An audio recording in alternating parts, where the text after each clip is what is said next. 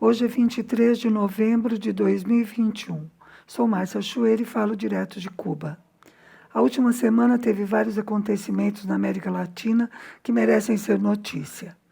Eleições regionais na Venezuela e o primeiro turno da eleição presidencial do Chile.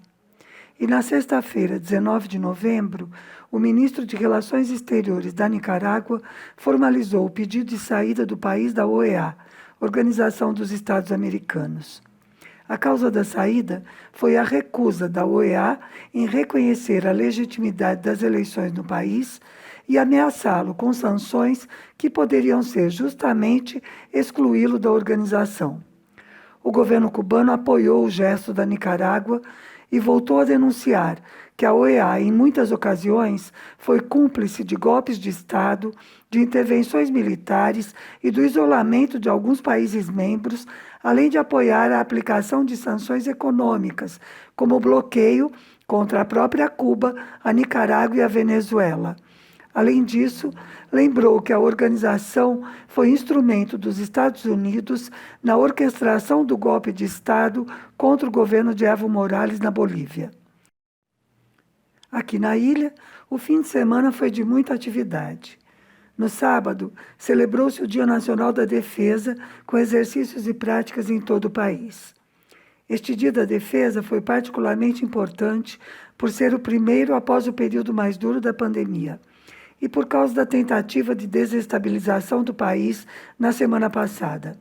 Participaram todas as autoridades civis e militares, além do general de exército Raul Castro, que já se retirou dos cargos que exercia, mas que afirmou naquela ocasião que estaria sempre com o pé no estribo, pronto para defender a revolução. Sua presença reafirma a unidade e continuidade da revolução declaradas no 8º Congresso do partido.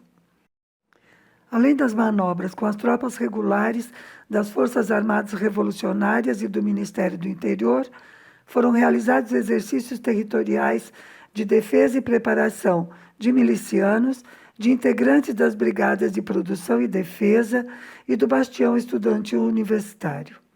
A participação de todos esses setores no Dia da Defesa Nacional é coerente com a doutrina militar de Cuba, que se chama Guerra de Todo o Povo. Eu já vi no Brasil algumas afirmações de que os comitês de defesa da Revolução têm armas. Isso não é verdade. Até porque uma das causas de Cuba ser um país tão seguro é justamente que não há armas de fogo circulando nas ruas. O controle sobre isso é muito rigoroso. Quem diz isso, provavelmente, confunde os CDRs justamente com as milícias nacionais revolucionárias. As milícias foram criadas por Fidel em outubro de 1959 para defender a ilha das ameaças de agressão militar dos Estados Unidos e para a proteção de objetivos civis contra os grupos terroristas que atuavam internamente e também a partir dos Estados Unidos e de outros países do Caribe.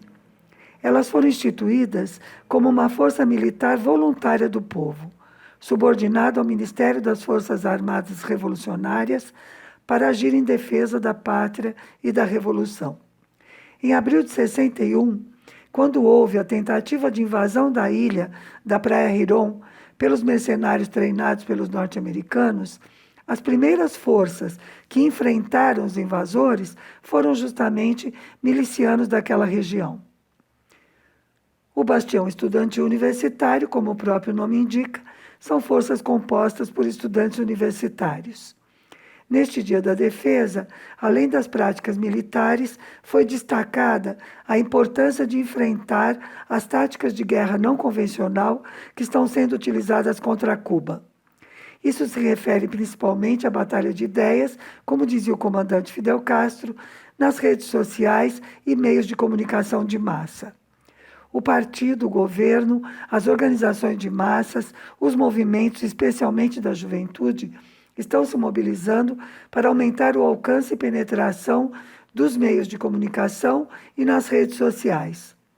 E, como costuma acontecer aqui, isso está sendo feito de forma organizada e consistente. Ou seja, a informação e a formação para agir chegam por todos os meios.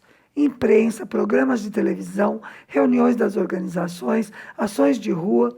Fala-se da importância desse combate em todos os meios. No domingo, houve também uma grande jornada de trabalho voluntário em todo o país, sob o lema "O amor por Cuba nos mobiliza". O trabalho voluntário aqui é praticamente uma instituição. O primeiro foi convocado pelo Che em 22 de novembro de 59 para a construção da primeira escola feita pela Revolução para as crianças da Serra Maestra. As ações deste ano foram para a produção de alimentos, a plantação da cana, garantir a safra açucareira e em atividades de substituição de importações. Além disso, tem o objetivo de adiantar produções atrasadas, apoiar investimentos priorizados e atividades que signifiquem economia e eficiência. Também foram realizadas atividades de limpeza de locais de trabalho e programas de transformação comunitária, ou seja, nos bairros.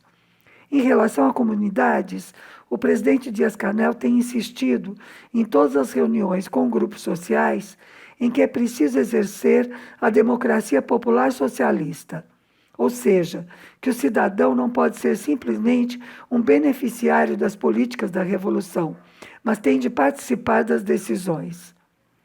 Por hoje é isso. Saudações socialistas.